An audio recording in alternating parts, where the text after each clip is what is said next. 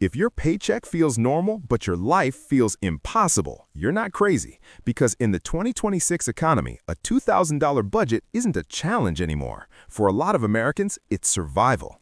And today, I'm going to show you a system called the invisible budget. It's not about being perfect. It's not about turning into a spreadsheet robot. It's about making your money work without relying on willpower every single day. In the next few minutes, you'll learn 3 things. First, why old budgeting advice fails now. Second, how to create $600 to $700 of breathing room without a bigger paycheck. And third, how that breathing room becomes a wealth engine, even if you've never invested before and even if you feel behind.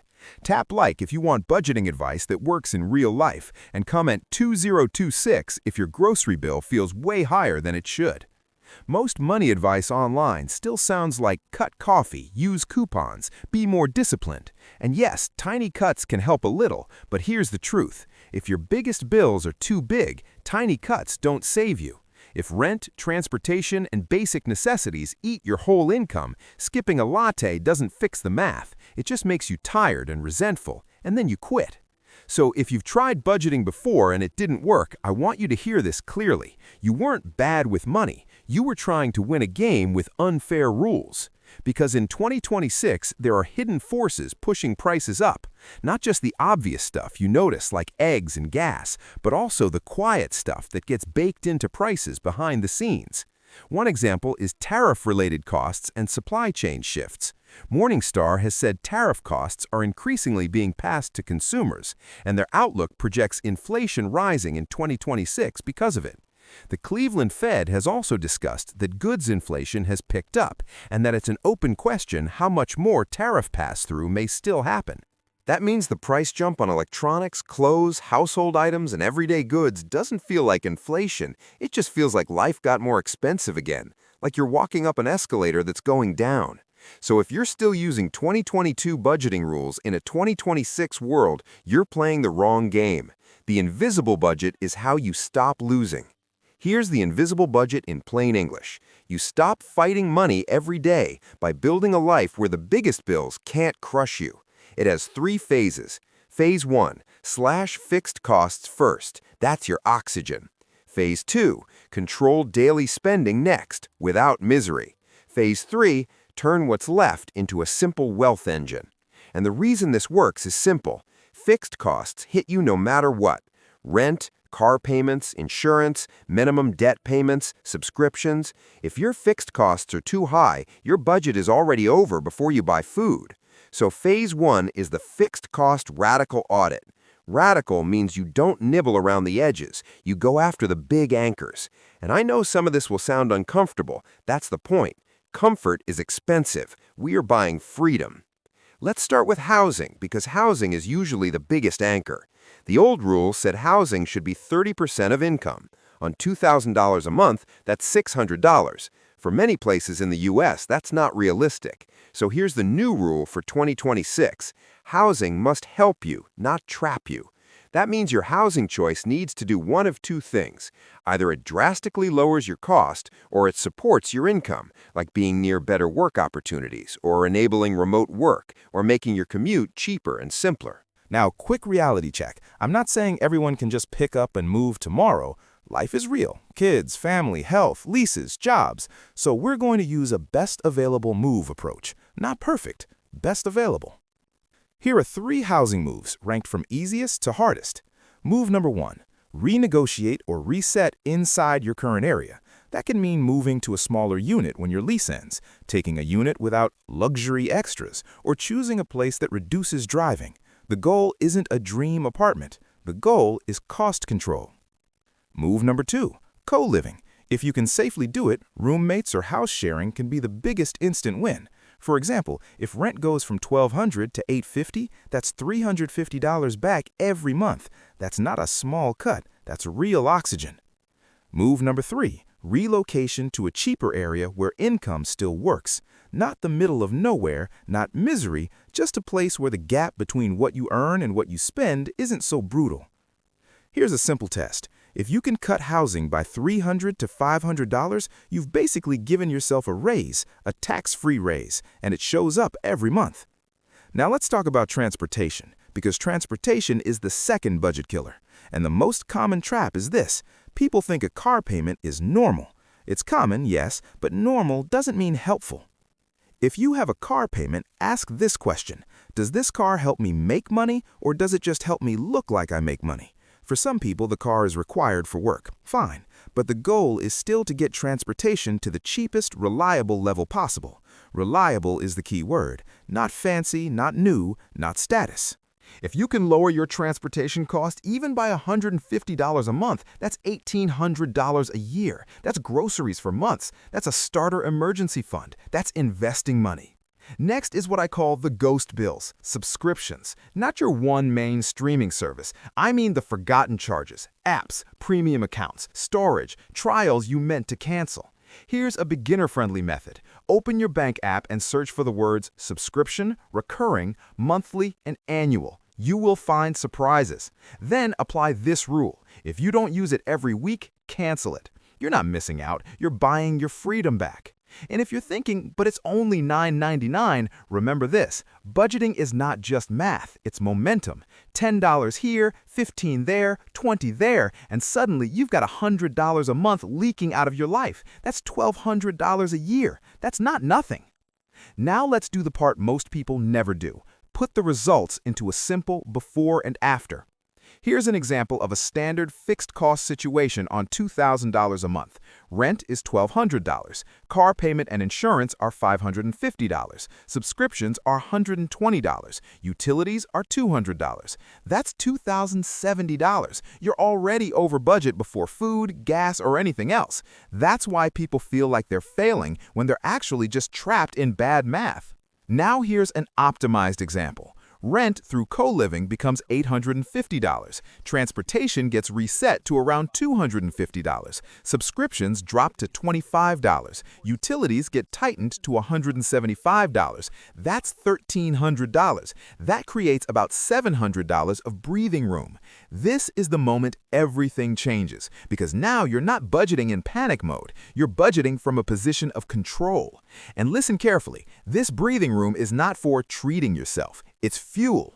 If you use the surplus for lifestyle upgrades, you go right back to stress. So here's the rule. The surplus gets assigned a job before you can spend it. If money has no job, it will disappear every time. Now we move to phase 2, variable expenses. This is where most budgets die, especially in the grocery store. Not because you're weak, but because prices mess with your brain. There's a reason eggs and gas feel like they control your life. Food and gasoline prices heavily influence how people feel about inflation and the economy. They're frequent purchases. You see those prices constantly. So even if other prices aren't rising as fast, these prices can make you feel like everything is spiraling. And that stress leads to bad money decisions. So phase 2 is not spend nothing. Phase 2 is spend on purpose. Here's the simple strategy. I call it the salient item strategy, but I'll translate it into normal language. Stop buying your most common items in the most expensive way. If you buy eggs every week at the highest unit price, try buying in bulk less often. If you buy pre-cut meat, switch to lower-cost cuts or larger packs and portion them at home.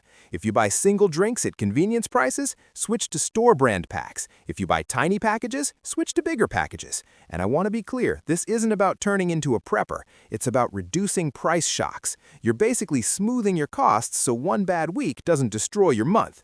Now here's the easiest grocery plan for beginners. Build meals from a short list.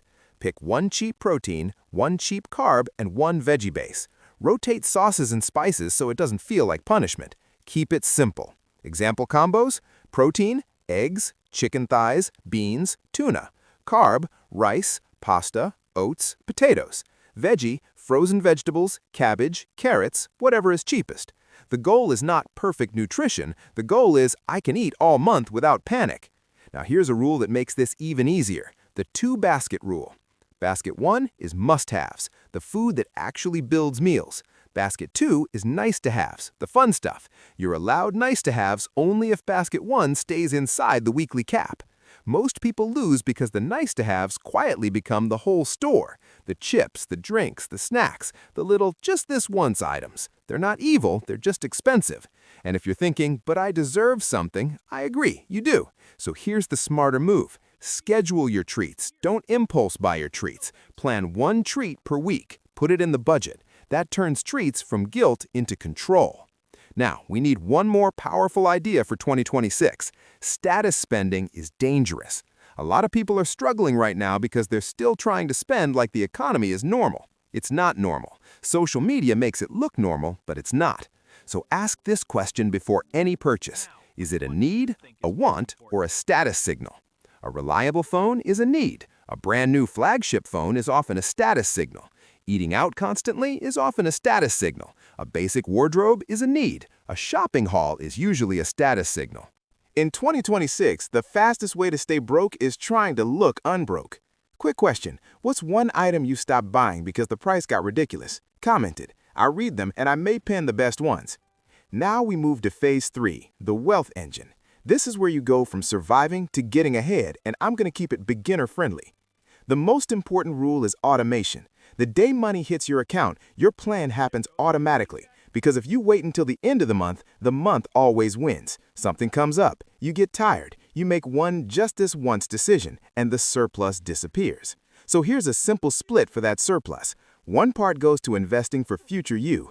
One part goes to an emergency fund and surprise bills fund, so car repairs and medical costs don't destroy you.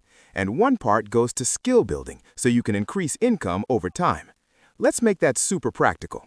First, the emergency fund. If you don't have at least 1 month of basic expenses saved, start here.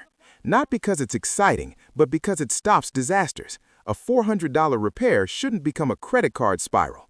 The emergency fund is the shock absorber. Second, investing. If you've never invested, here's the clean explanation. You don't need to pick the perfect stock. You don't need to day trade. You don't need to be a finance expert. This simple move is buying small pieces of a big basket. That basket is often an ETF.